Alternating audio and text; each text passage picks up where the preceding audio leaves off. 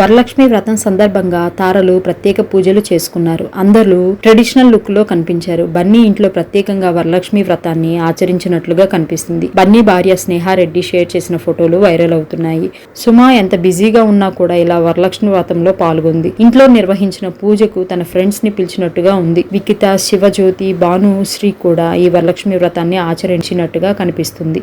అలాగే రాఖీబాయి ఇంట్లో వరలక్ష్మి వ్రతము జరిగినట్లు తెలుస్తుంది. ప్రజెంట్ సోషల్ మీడియాలో రాధిక, యష్ ఫోటోలు వైరల్ అవుతున్నాయి. ఈ ఫొటోస్ ను యష్ భార్య తన సోషల్ మీడియాలో షేర్ చేశారు. ఈ ఫొటోస్ ఏంటో మీరు చూసేయండి.